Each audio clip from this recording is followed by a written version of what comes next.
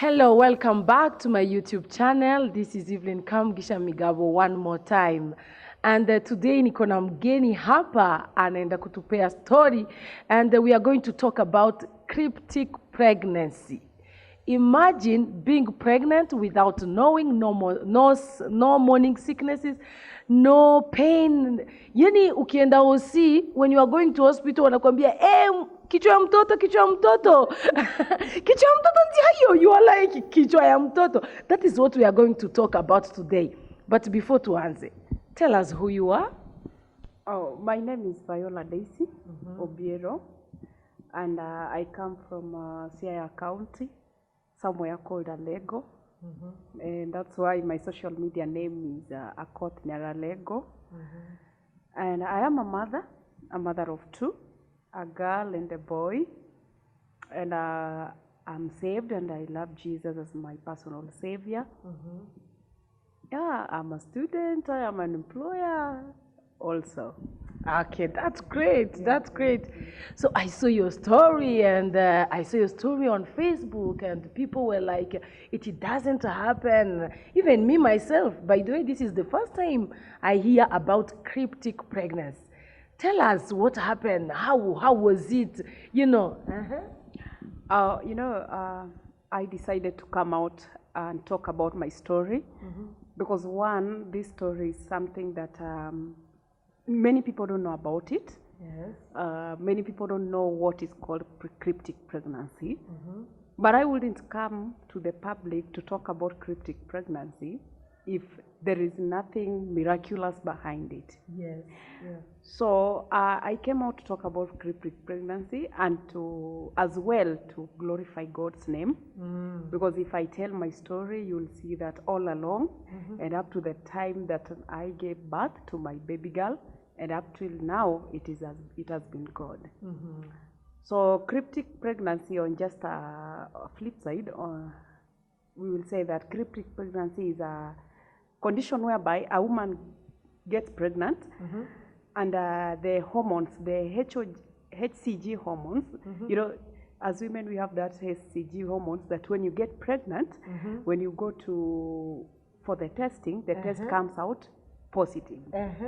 So those are the HCG hormones. Now, when in a cryptic pregnancy way, when you are pregnant, the HCG hormones are not active.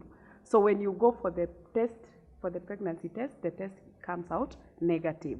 So kama wewe ni mkora, you will shout, you are like, sometimes when you are not married, even sometimes when you are married, you might, unaweza fikiria you are pregnant, and then ukipata negative, you start jumping as if, I'm not. So inaweza kuambia you are not, now, and you are. Yet you. The test, you'll go to the test and it will come out negative. But sometimes it is a case whereby there are different cases. Sometimes someone can be pregnant, the tummy is growing, but when you go to the hospital, there is no pregnancy. You get it? And then again, there is another one. When you do scan, even when you do scan, there is nothing. For me, I didn't know about anything to do with cryptic pregnancy until it happened to me. So in my story, I had just given birth for my firstborn. So during this time, I gave birth, and then the devil really fought me a lot, especially when it comes to issues of giving birth. So when I gave birth to my firstborn, I went through cesarean section. So after going through the theater, the surgery, I became sick after that. I think when the doctors were operating me, there are some things they left inside my womb.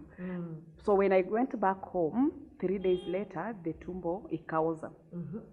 So when my tumbo ilioza, I went back to the hospital for the second operation so that the things can be removed. So after that, I stayed in the hospital for 3 months, and then I came back home. Now when I came back home, I was really, my wound was still fresh. So this time I was really, really focusing on taking care of my child and taking care of my wound, So at this moment, things happened. I was with my husband, you know, so things happened. You did not do family planning? No, I didn't, because the nurses in the hospital where I went, they told me, you'll wait until your first period, then you come for family planning. You know, so I didn't go for my family planning. They told me, you just go home. When someone gives birth, it takes some time before periods come. Yes. So she told. For some even 1 year, even 2 years. Yeah. Yeah. So they told me, you just go back home. Ukishapona, you will come back, and then we do what? We give you the family planning method that you can use. So things happened, and then in this, I got pregnant, and I didn't know. So at this time, I was taking care of my son and taking care of my wound, and my life was going on so easily, with nothing to suspect that I'm pregnant or any form of pregnancy symptoms. Like, you know, when you're pregnant, you wake up in the morning, you're feeling nausea, you vomit, you know. Sometimes you don't want to smell that kitungu smell, but those are the things that make you think, I'm pregnant, then you go for the test. Yes. But for me, I was really, really normal. Yes. Yeah. So it continued like that. I stayed like that. I was just taking care of my son. I was just taking care. My periods were coming normally. Now, that is where I think my story glorifies God's name more. Because now my periods were coming normally. Every month I was receiving my periods.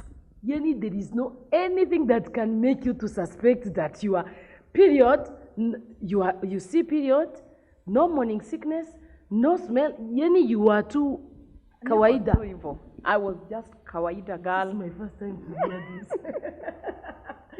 So my periods were coming, and then my tummy, I wouldn't say it was that flat, but it wasn't big. You know, someone who is pregnant, the tumbo should be protruding. Yeah. You know, but now mine was, let me say, imeshinda hapa kidogo tu. Especially now that umetoka kuzaa. Yes, anyone else will look at me and see that's baby fat. Yes. You know, that's baby fat, and then that's it. So I continued with my life.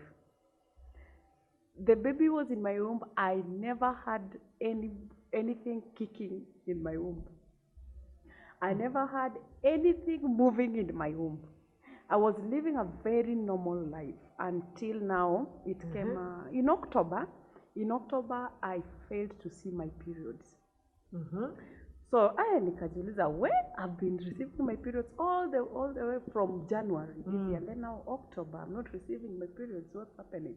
So, you know, as girls, you miss your periods, the first thing that comes to your mind is pregnancy test. Yes. So I went for the pregnancy test, and it came out negative. I resumed with my life. I'm not pregnant. I didn't even go for that family planning thing again. So nikaka. So in November, towards the end of November, I remember this day we were having a patriotic day at our workplace. So, and our theme that day was physical fitness. So tukafanya ma press ups, tukafanya manini, unafanya press up na uko na bone na ujui. I didn't know I'm pregnant. So tukafanya ma press ups, tukadance, tukafanya nini. So when I came back home that day, something happened, and I was really, really tired. So I kept on asking myself, why is it that today I'm so much tired? Why? Because, you know, kuna uchovu ya kawaida, and then now kuna ile uchovu ina kama uko mgonjwa. Ni kama uko mgonjwa, mwili yote haina nguvu. So, you know, when I woke up the next day, I felt a very sharp pain in my abdomen.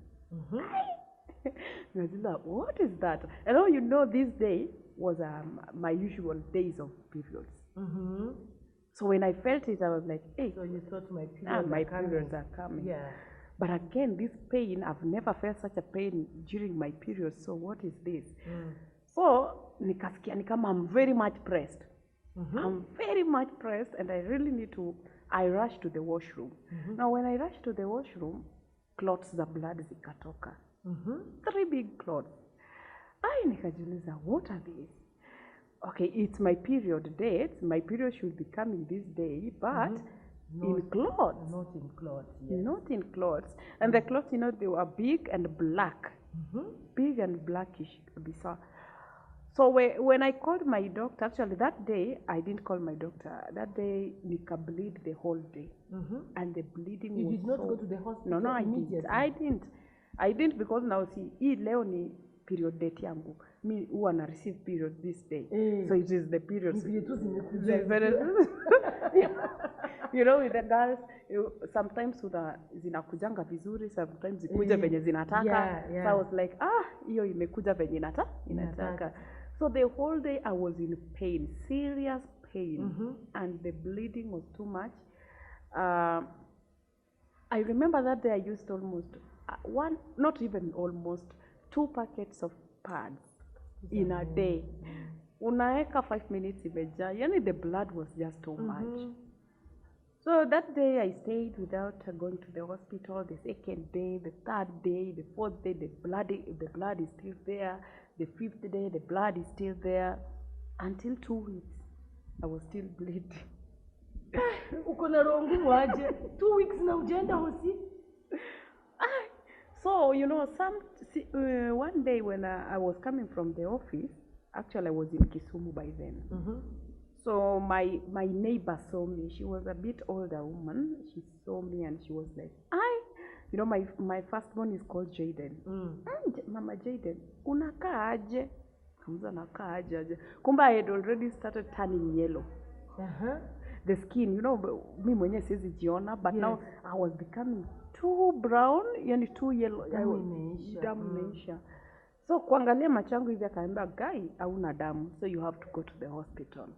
So, you know, I opened up to her nikamwambia, I've been bleeding for the past 2 weeks and the bleeding is too much.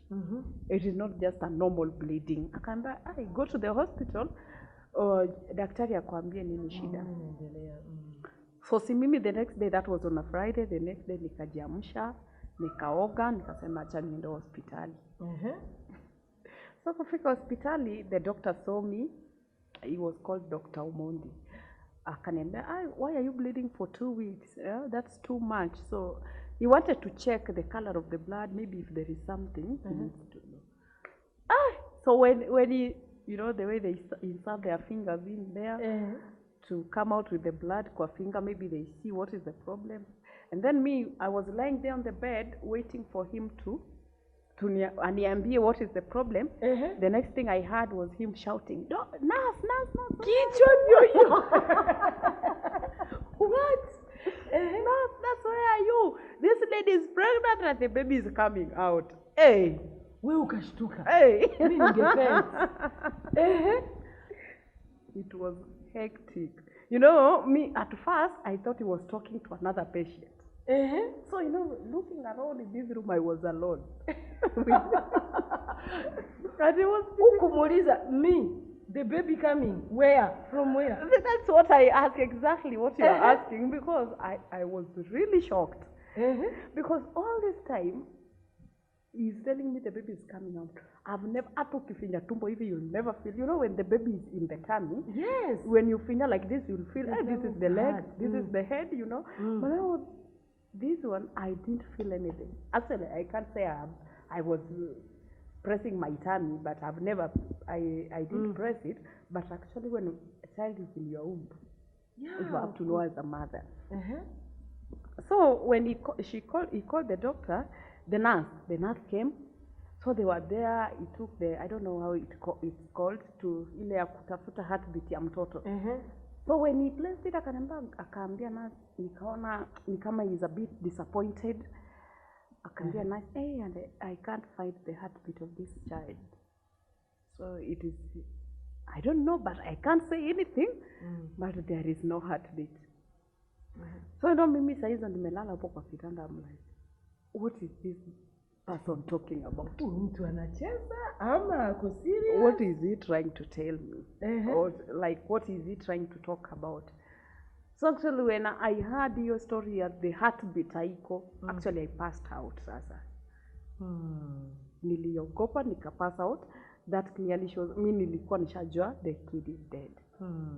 So when I woke up, I called their father. Ebu kuja, niko si ninaambiwa niko na mimba. Hata naye akashangaa, mimba ya nani hiyo? Si yangu. Ulibeba lini ukanificha? I know. So when he was coming, he knew maybe ni mimba ya ka 1 month. So maybe anajua maybe ni 1 month inatoka. Because niliambiwa this is miscarriage. The baby is coming out, hajakuwa formed fully. So when he was coming, when he reached the hospital, I was like, no, it is not 1 month. Oh, this one is 6 months already. Inatoka. So he was like, mtoto imekuwa kwa tumbo yako for 6 good months. You've never known. I have never known. And sasa tunaambiwa mtoto anatoka. Are you really sure? So the doctor, when I woke up, the doctor told me we go to another hospital for scanning. So when I went to the hospital, there was another shock there, you know. Me, since I was going to the hospital for me to be told why I'm bleeding and I'm pregnant, aje na sikuwahi jua, and the baby anataka kutoka kwa nini at that early age. So when I went there, I was lying there in the wanazungusha hiyo machine kwa tumbo yangu. So the doctor breaks the sad news, the saddest news ever. He told me that now, young girl, you're pregnant. The pregnancy is 6 months old, but unfortunately, you bled for too long, and this baby has been suffocating in here, and unfortunately, she's dead. Hifo, the baby is dead. The baby is dead because we can't find the heartbeat, but the baby is a baby girl. And you have a boy. I had a boy. I had a boy. But at this time, my boy is 10 months old. Oh my God. And another one is coming. 10 months or 11? 10 months. So he's telling me, you know, this is a shock that that the baby is in the womb. The baby is a baby girl, 6 months old. And the baby is dead because we can't find the heartbeat, and you've been bleeding for a very long time.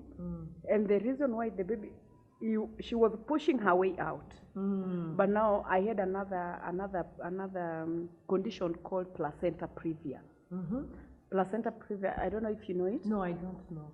You know how this was a miraculous thing, because the baby is hid inside my womb for all that time. And now again I have placenta previa. Placenta previa is whereby when you're pregnant, instead of the placenta to be where it's supposed to be, it comes to cover the cervix.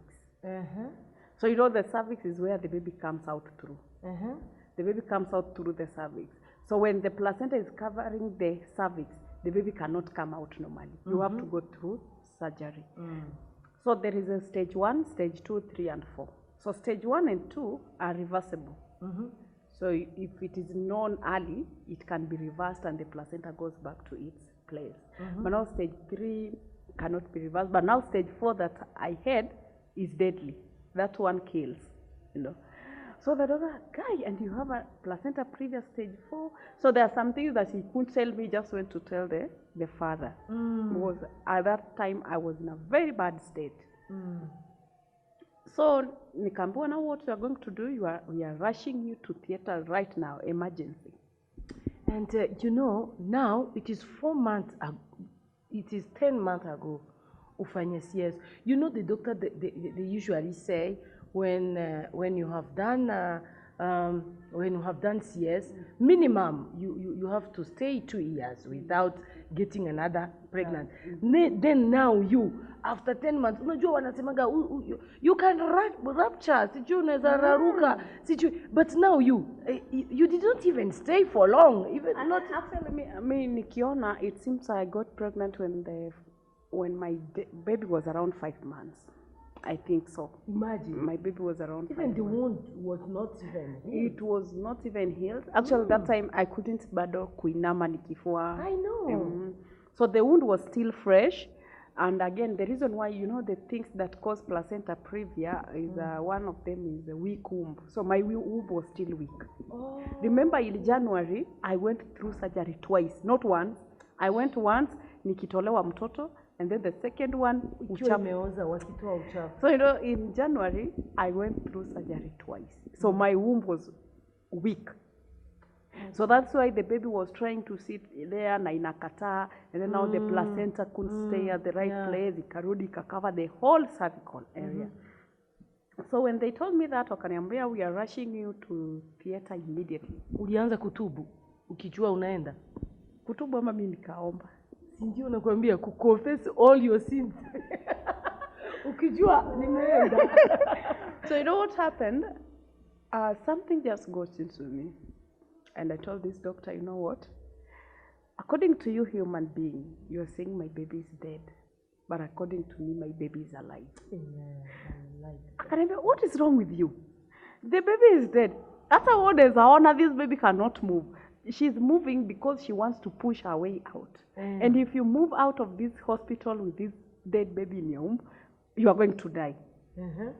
So the husband was there, he was tense, he was like, no, toa, Aki, you'll get pregnant some other day, just toa. Kama niko, mimba utapata. Bora uhai. Hatuwezi risk maisha yako because of a child that has not come to the world. Now, what we can do, just remove this baby. I was like, no, I'm not. And then I told God something. I told God, God, when you gave me this baby, you knew very well I had a very young child. Yes. And when you put her in my womb, you knew very well, you trusted me with someone's life.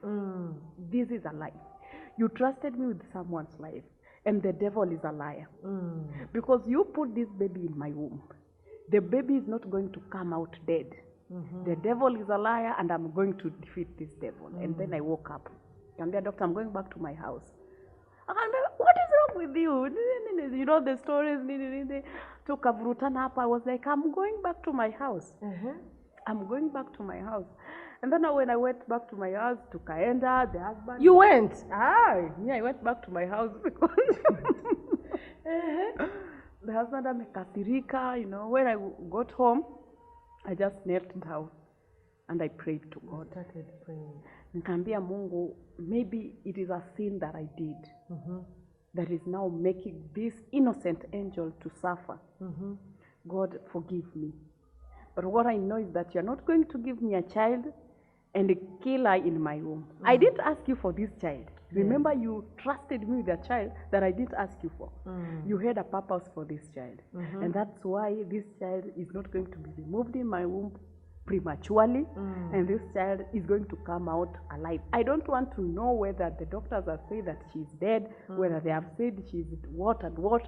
What I know is that my child is going to come back out alive. So I prayed. And now remember, I've been bleeding for these 2 weeks. And now when I woke up in the morning the next day, I was not bleeding anymore. Imesimama. So I was happy. I'm praising my God. I'm like, God, you trusted me with this child, and this child lazima ataishi. Yenyewe kuna imani. Mimi nazisikia oga, maybe my baby sasa nabeba kitu imekufa, But I know now, uoga iko, but there is this thing that was pushing me. Whoever is in me is better than the one in the world, God is greater than any other fear.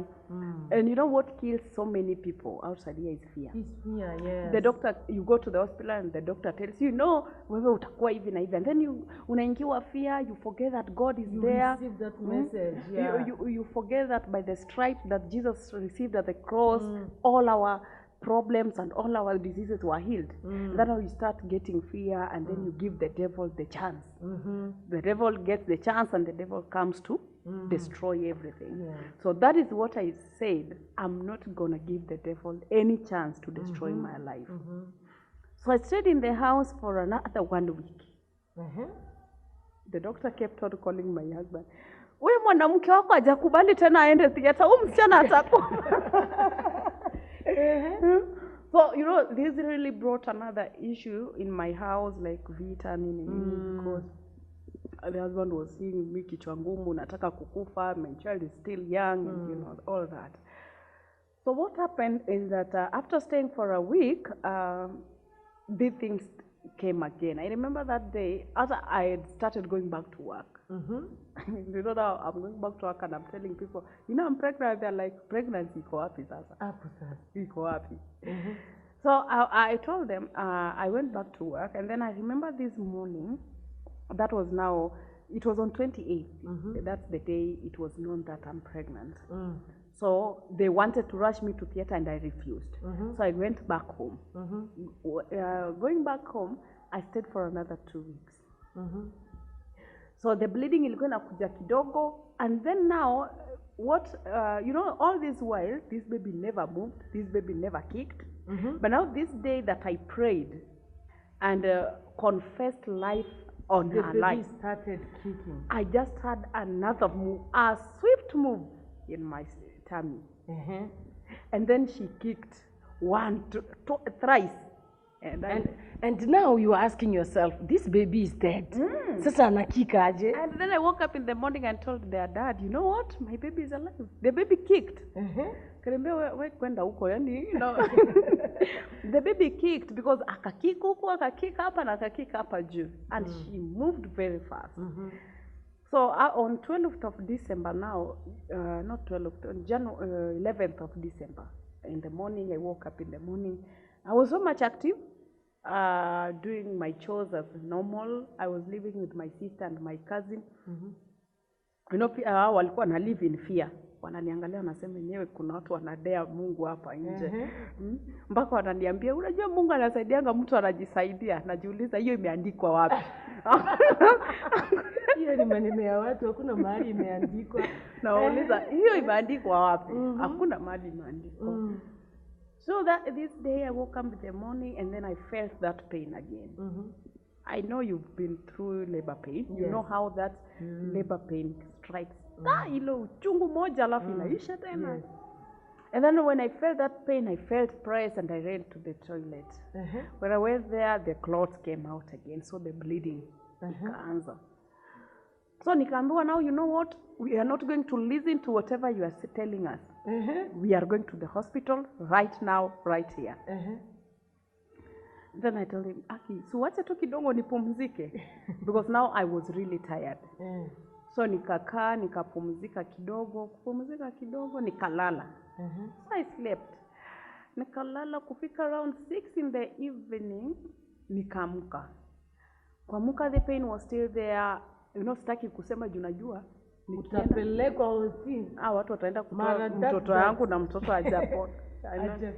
hajafikisha because she was 6 months. So when I woke up tena nikarudi tena kulala. So when I was sleeping, now this is why I say that whatever was happening there, the devil hid behind cryptic pregnancy. But it was a devil that was sent to destroy and to kill. Because now when I was sleeping, you know, even when I was pregnant for my first child, siku za kuzaa ilipita with around 1 month. And then now when one day I dreamt about deliverance, that my pastor was delivering me in a very clean place with these white people dressed in white robes. And as I was walking between them, they were bowing. So that day when I woke up, the labor started. So this evening again, when I was sleeping now, and now I had dreamt. I dreamt that there was a funeral at my mom's place. And this funeral, I was seeing 2 caskets. 2 sandukus, moja kubwa na ingine ndogo. And hii kubwa ilikuwa imewekwa juu ya ndogo. And I was seeing my brother and my sister and mom really crying in our home. Na wewe ukiona ukiwa wapi? Mimi sijioni, mimi naona tu watu wanalia. Naona hizi sanduku kama ni movie naona hizi sanduku mbili and my siblings and mom were really crying. That was you and your baby. So when I woke up, mali nilikuwa nalala ilikuwa damu tupu. Umeamka umebleed kila mahali. Damu na maji, damu inatoka. Unaona ni kama umefungua tab.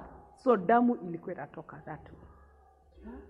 When I saw that, fear ikaniingia once. For the very first time, nikaingiwa na woga. You know, considering the dream that I've just dreamt. Yes. And then you wake up and now the blood is everywhere. Ukisimama ni damu. ni damu. So, you know, my sister saw me, she started crying, my cousin started crying, and then I passed out. I saw my baby, my boy now, alikuwa amekaa kwa kiti hivi. I saw her and saw death, and I was like, God, am I dying and leaving this child right now? I started crying, and I just passed out. So when I woke up in the morning, I woke up sasa the following day. When I woke up the following day, you know, nilidungwa ile sindano ya kuua mtu kabisa. It's really, when you are coming back to your senses, it's really traumatizing. Like, hata sahi nikikumbukanga hiyo kitu nasikianga nashtuka, because you feel like you are walking on the space. When you wake up. When you are coming, you know, when you umedungwa hiyo sindano ya kupoteza fahamu yako. So when you are coming back, you know what, my first born nilioperatiwa nikiongeleshwa tu, nilidungwa tu ile ya kunamba. But now, this time round I had no blood, my pressure was too low, and I was really not in a good condition, stable condition. So lazima wangeniua kabisa. So when you're coming back, kuna feel ni kama you're walking in the space, you are trying to find things to touch, hauwezi pata. So when I came back slowly, the only thing I was remembering was that I was pregnant. So I touched my tummy and it was very flat. And then the pain, kushika hapo chini nikasikia bandage, nikajua hiyo ni kisu. Because unaikuanga bandage hapo end to end.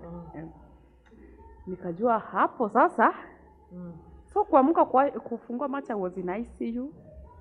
The doctors were there. Wamenizunguka hivi. They were just waiting for me to wake up. Because now I was being told later that when I was being rushed to the theater, waliambia huyo bwanangu ya kwamba, you know, hapa ni mama tunaenda kuokoa, the baby is normal. We told you guys to mtoto atolewe 2 weeks ago, mkakata. The baby is normal, and now the life of the mother is at risk. So we are going to try as much as we can to save her life, though we are not sure, and we are not going to promise you that she's going to come out alive. You see such things when you tell someone. Because now, you know, when you're going for surgery, you should be having blood at 12 liters. Is it 12? Your blood point should be 12 or 11. But now mine was around 7.5. You can imagine. 7.5.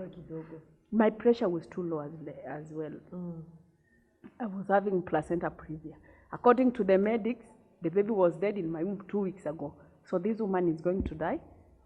But we are going to try to save her life. So when I woke up, they were around me, looking at me. One of them went to me, Daisy, you are... My other name is Daisy, I hope I told you. You are awake, you're awake. Actually, it's like they were happy that I'm awake. They were really waiting for me to wake up. You're awake.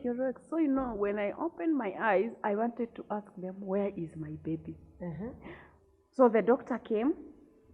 He wants to break the bad news to me. So he came and sat on just next to my bed and told me, we are sorry, you know, the way they start that thing. We are sorry, your surgery was successful, everything went well, except that it was God's plan. You know, I was really young. So they were looking for a way to tell me, you know, when you want to break such news to someone who is, so that they don't interfere with my mental health. Yes.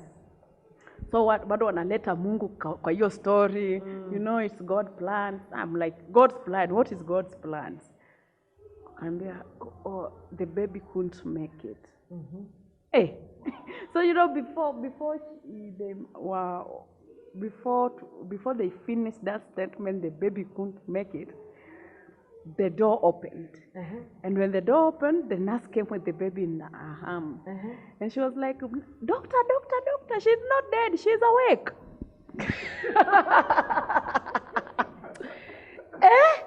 After 6 hours. Kwani hauko wamemweka mochari? So now this is where I tell you that God really wanted this baby to live. Yes. When mtoto alitolewa around 1 hour, 2 hours, 3 hours, she's not waking, the doctor akamwambia nurse, take the baby to the mortuary. No, the nurse was telling us, I had a belief that this baby was going to wake up. Nilikuwa naenda tafika mochari kwa mlango, I come back with the baby. Nikasema, let me just keep this baby. Hata mpaka mamake amke. Maybe amuone basi ndio tumpeleke mochari. So immediately I was waking up in the ICU. The baby sneezed. Pale mahali alikuwa amewekwa naye akaamka. So we were both fighting for our life. I woke up and the baby woke up. And the nurse came. So the doctor was like, si nilikupea mtoto upeleke. Kambia no.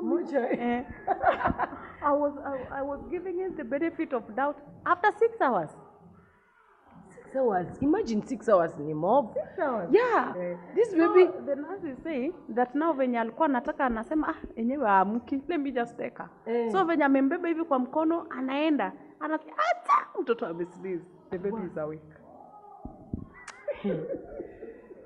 Sasa now the baby is awake and hakupelekwa wanasema incubator. You know this baby alitolewa before atolewe. It was already known she's dead. So when she was removed, yeah, it's true. Hakuna haja akatolewa akekwa kwa oxygen kidogo and she couldn't wake up. The lungs were not responding. Nini huyo kupe ameshakufa. So let us wait to see if the mother will wake up. Hata mimi kuamka yangu was 50-50. Will she wake up? Hata kama hataamka ni sawa. You know, let me make a comment here. Kwa hii story kwanza mahali tumefikia, kitu ya kwanza nimeanza kujifunza hapa. Si kila report za madaktari tunafaa kupokea.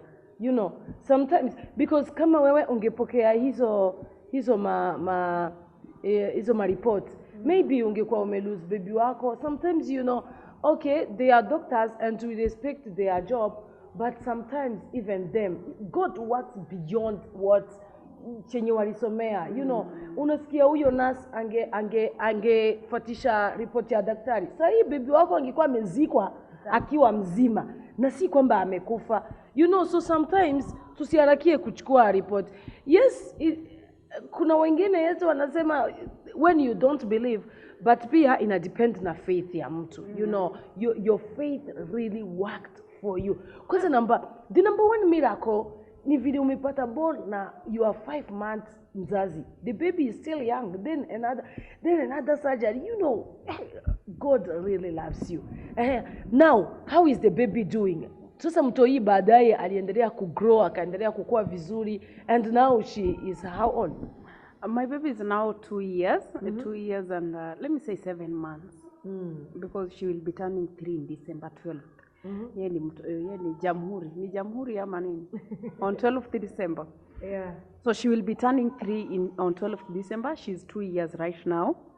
She's a very, very active girl, but a bit very serious with life. Of course.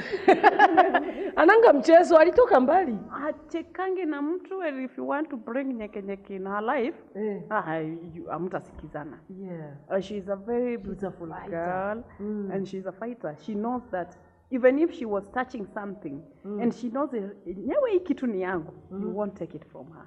You won't. Unless umuombe. Blessing, I called her blessing because the moment I saw her, the nurse came with her, and I just removed those pipes in my nose, and I touched my baby, and I cried, and I called her blessing. Yeah, she is a blessing. She is a blessing to my life because since then, vitu zimekuwa maisha imekuwa tunywe. Like, if I try this, things just fall in their places. Amen. So she's a very good girl. Talks so less. Anaongea kidogo sana. Ana time ya kuongea. Mtoi amepatana na mashida mob manze. What she doesn't do is laughing. She doesn't laugh.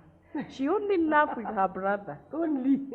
That's wengine hawaamini. She doesn't wengine hawaamini. Like, if you want to talk to her, if you are actually hata mimi, I don't stay with them. They stay with my mom.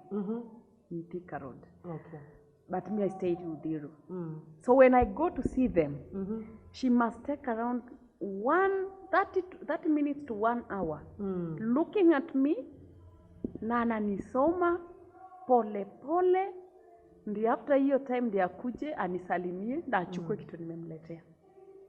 And that thing she will only take it from her brother. I'll give the brother, Jaden pair blessing, she will take it. I think this one always gives you hope and faith that even when she kama akigonjeka, you are like ulitoka mbali. This one is very little. Well, there is a time she had that issue ya akona shida ya chest. And there is this time I kept on taking her to the hospital. After every 2 weeks anawekwa oxygen. After every 2 weeks niliambia Mungu no. Hapana. Now after kuweka mtoto kwa tumbo yangu almost 7 months without me knowing. Akakuwa pronounced dead on the day it was known I was pregnant. Akakuwa pronounced dead when alitolewa kwa womb. And then now sasa unataka kwanza kunieka hapa na kila time. You know, sometimes people don't just know. You are a pastor or a pastoress. Sometimes you have to talk to God and tell her, I don't like this. Yes. I don't like this. And until you are tired of the situation, that situation can never leave you. Ukibaki tu nasema this is our own, this is actually this one does not work only to Christians. Whatever you confess, wewe kuna watu wenye they are not Christians but they confess positive and it really works for them. Kuna mtu anakuambia this is what I will become in life. This is what, imagine na ina work. So kuna time you need to talk, you need to confess. God, this one, I'm tired of this situation. Yeah. Actually, that's what I did, you know. When I was told she is in my womb, I manifested life in her life and good health. Yes. Now, when she was starting getting sick after every 2 weeks, I'm in the hospital, oxygen, what. I proclaimed life in her life again. And I told God, I need healing. So at least even nowadays, she's still coughing. Coughing, she really coughs. But it's not that bad. Actually, we can buy some syrup she takes and she's okay. Wow. So the last time I was in the hospital for that oxygen thing was in March. Wow. And that not in March, in around May. We are in July. No, August. it was March. Oh, it was wow. March. So you can see, God really, you know, this is something that people really need to know. Yes. You really have to confess good things in your life. Just manifest them. You see your child getting sick every day. You know, the healing of that child is in your mouth as a mother. Yes. Actually, as mothers, we really have that power of proclaiming life and good health to our children. Yeah. Don't see your child getting sick, always in the hospital, always in ICU, and then you start getting fear. See, oh, my child is going to die. My child. No, if you get that fear, that's where the devil gets the chance. Yes. Yeah. And when the devil gets the chance, he gets the chance to manifest. True. Even if that thing has taken so many years. You know, even, let me say, like the story of Job. You know, sometimes God put us in a very tough situation, and then we stay there for a very long time, not because the devil has taken control of our life. Even if now you are praying and something is not happening, it's because God wants people to talk, people to say, oh, haiwezekani, oh, tunataka kuona wewe Mungu wake, and then at the end of the day, he comes and to glorify his life. Wow. Yeah. So as mothers or as parents, a father, a mother, an auntie, if God has placed a child in your hand, know very well that God really trusted you with that child. Yes. And that journey will never ever be easy. That journey needs a woman who is prayerful. Wow. Hey, thank you so much. Thank you so much. This is a very powerful testimony. This is a very, very powerful testimony. Number one, najua mama wengi leo watajua cryptic pregnancy. You know, even me, I did not know. Nilikuwa najua ectopic pregnancy. Lakini sasa tutaanza kukua na uoga, you know. You are like... Actually, cryptic pregnancy, someone can even carry the pregnancy for 1 year. 1 year? Uko tu na mimba hapo na uji. Acha kunitia uoga. And it is very, very rare. It is very, very rare. It is rare. So, it is very rare. You say that in 1,000 women that get pregnant in the world, only one has cryptic pregnancy. If there are time inaisha, ningekuuliza what are the consequences of cryptic pregnancy? Je, is there any danger of wakati mtu yuko na cryptic pregnancy? Is there any danger There is, because you know, when a woman is pregnant, unafaa kujilinda sana. Type of works you do, the kind of exercises you do, you know. But now, when you have cryptic pregnancy, na wewe hata ujui uko na mimba, you see, kama me, my situation, I went ahead and did so many exercises that were harmful to my health, you know.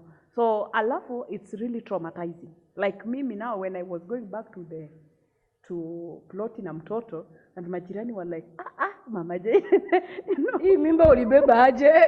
Na ya Jaden tuliona, lakini hii mbona hatujaona? Hii ulibeba aje? People wanasema, umenunua mtoto, except that mdomo yake inakaa ya baba yake. Now they were like, huyu ni mtoto wake. Sasa, it's really traumatizing. Now that, me, I have so many questions and time is going.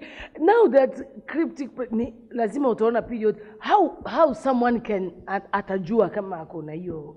It's really hard to know if you are cryptic pregnancy. It's really hard to know. Actually, it's not everybody who receives periods wakati wa akona cryptic. Kuna wenye wana receive, and then kuna wenye hawa receive.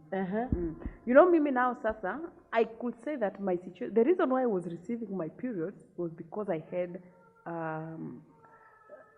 placenta previa. Placenta previa causes bleeding. Yeah. So I think the reason why I was having that period is because of that nini. But I think watu wengi wanakuwa na mimba, they don't see the period, they go for testing comes out negative. Alafu no signs, no morning sickness. You are very normal. In fact, every woman should pray for such pregnancy. Huyo ndio naenda kupata. Amen. Huyo. Thank you so much, my sister. Thank you for coming. Mimi nimejifunza kitu mpya, and I believe some women out there, some men out there, they are going to know about cryptic pregnancies, and they are going to know that God really works and prayer works. And they are going to know that our maneno yetu kama watoto yako na impact kwa maisha ya watoto wetu. Yes. So now the last thing that I can say. Yeah, okay. I just want to say that just like I said earlier, women, we need to pray. Yes. You know, it is only a prayerful woman that our house will stand and stand the test of times. We need to pray, and even if you see the devil coming with some funny characters in your life and in your children's life, proclaim good tidings in your children's life. Yeah. I don't want to tell anybody outside there that our God liveth. Amen. Mimi, there is no one, even you, you cannot convince me that God doesn't exist. Guys, no one can convince me that God doesn't exist. I know God exists. You know, sometimes we go through very much so many things, especially when my husband now died. So the husband died? Yeah. He died when the baby... when the baby was barely hata kwa amefika 1 year. Yeah. So, what happens is that sometimes things happen in our life that really want to make you put in that condition of you want to question the existence of God. Yeah, of course, now that God, you have done this miracle, why now is my husband going? After you doing all this for me, it wasn't making sense. But sometimes there is that one thing that you will look at and you say, no, even if that has happened, this one shows me God is there. So any person outside there, you are a man, you are a young boy, you are a young girl, you are a youth, you are a woman, a married single woman. God has his own way of bringing happiness in our lives, and never ever lose hope, because God lives.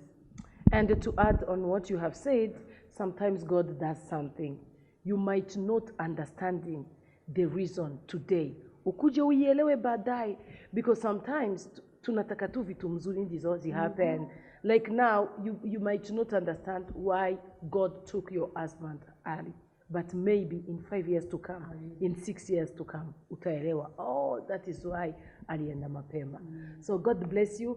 God is there for you guys. The Bible says God is the father to the fatherless and is the husband. Imagine hamtakosa kitu, hamtawahi kosa kitu, everything. Kwanza, this your baby girl, she's going to be a great woman in this world. Amen. Thank you for coming. I really appreciate. God bless you so much. Thank you, guys. Please don't forget to subscribe, share, and comment. And the Lord will bless you. Amen. Thank you, my dear. Amen. Yeah.